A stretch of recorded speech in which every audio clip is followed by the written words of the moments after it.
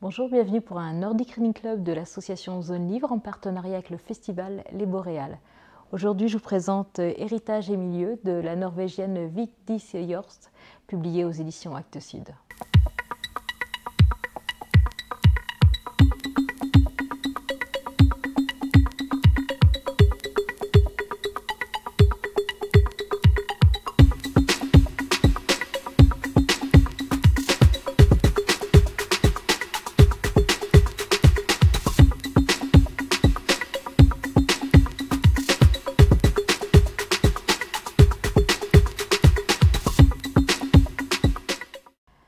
Dans Héritage au milieu, nous faisons la connaissance de Berlioth, qui vit un moment un peu particulier. Son frère Bard ne décolère pas parce que leurs parents ont décidé de donner 2 chalets à leur sœur.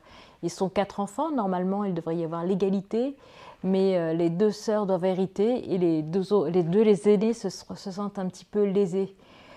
Et pour Berlioth, c'est un peu particulier. Ça fait des années qu'elle ne parle plus à ses parents.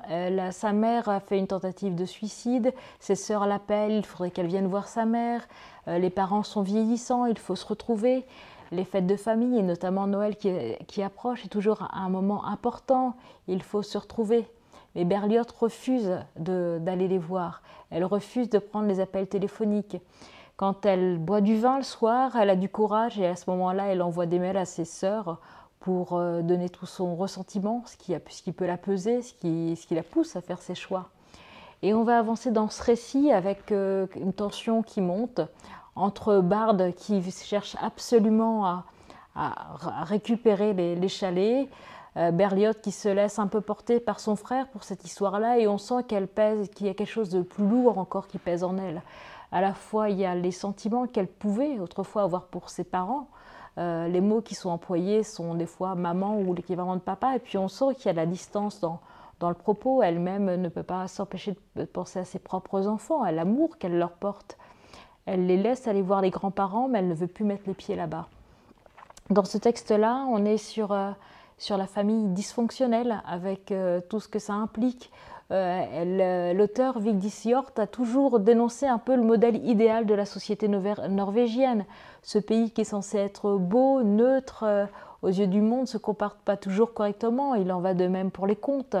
Des contes où tout le monde se réunit normalement, où tout le monde est joyeux autour d'une table, et ben c'est pas toujours la réalité. Son personnage écrit sur les pièces de théâtre, et quand elle écrit ses articles, par le moment elle se lâche. Elle met comme ça de la colère. C'est quelque chose qui est en commun à l'écriture et au personnage de Vigdis. On va retrouver ça notamment dans Une maison en Norvège, où son héroïne là faisait la broderie, et alors qu'elle doit réaliser un portrait de la Norvège, il y a des flammes, il y a des choses qui sont dures. On sent vraiment des envies de taper un peu du poing sur la table et puis de briser ce modèle, tous ces modèles. Berlioth va se retrouver confronté au deuil. Le père va mourir. Et à ce moment-là, est-ce qu'elle devrait jouer un jeu, jouer le jeu de la réconciliation? Est-ce qu'au moment du décès, on doit tout oublier? Ou alors est-ce qu'il faut regarder la vérité en face? Au fil du roman, c'est aussi un texte qui va aborder un sujet difficile, celui de l'inceste, celui du non-dit, celui des familles qui veulent fermer les yeux ou tirer un trait tout d'un coup comme ça sur le passé. On est sur un personnage qui a besoin par moment donné de boire des verres de vin pour anesthésier le cerveau. Pareil, toutes ces héroïnes ont ça en commun, elles ont ce besoin par moment pour vivre, d'utiliser une sorte de béquille en prenant des verres qui les emmènent dans une douce torpeur. C'est peut-être leur seul moyen de survie. Et on va aller comme ça dans cette espèce de mélancolie, puis en même temps il y a toujours quand même une force, une énergie, avec Berlioth qui est amoureuse, qui par moments va aller voir son compagnon, qui sait être à l'écoute. On est sur des très belles descriptions aussi des paysages, notamment de la forêt. C'est des choses qu'on retrouve dans tous ces textes.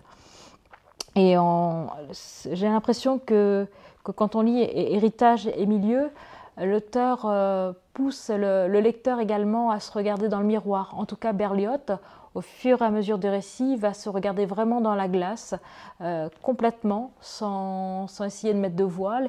Et on est sur le passage aussi de l'enfant à l'âge adulte. On peut avoir plus de 50 ans et tout d'un coup avoir comme un réveil et dire « Aïe, j'ai passé le cap, j'arrête d'avoir une voix infantile et suraiguë quand je dois aborder certains sujets avec mes proches. et j'ose dire non. Et c'est aussi sur parfois la nécessité de la rupture pour continuer à vivre. Et je vais vous lire un extrait de ce roman. Après avoir coupé les ponts, ma mère m'a appelé plusieurs fois. C'était avant l'époque des portables et je ne savais pas qui était au bout du fil. Elle alternait les pleurs et les insultes, ce qui me faisait mal physiquement, mais je n'avais pas le choix. Si je voulais survivre, ne pas couler, ne pas me noyer, si je devais me tenir à distance. Elle me demandait pourquoi je ne voulais pas la voir, comme si elle ne savait pas. Et me posait des questions impossibles. Pourquoi tu me hais, toi qui as toujours été ma petite chérie ? Je lui avais dit un nombre incalculable de fois que je ne la haïssais pas, jusqu'au jour où j'ai commencé à la haïr. J'avais expliqué tant et tant de fois, devais-je encore tout reprendre, en sachant qu'au prochain carrefour, ce serait comme si je n'avais rien dit et je me sentirais rejetée. Devrais-je indéfiniment me faire rejeter ? Donc c'est un texte à la fois qui est d'une auteure norvégienne, mais je dirais que c'est un texte qui peut toucher beaucoup de personnes. On est sur les thèmes aussi de la psychogénéalogie, de secrets des fois comme ça qui vont se transmettre de génération en génération. Et si le personnage, si la personne ne reprend pas le contrôle, ça peut continuer à se poursuivre. Donc je vous invite vivement à découvrir Héritage et milieu de Vigdis Hjorth, qui est publié aux éditions Actes Sud et qui est traduit du norvégien par Hélène Hervieux. Je vous dis à très bientôt pour de nouvelles chroniques. N'hésitez pas à laisser un petit pouce si vous avez aimé cette chronique. Je vous invite également à nous retrouver à nous soutenir en allant sur Helloasso. Je vous dis merci et à très bientôt.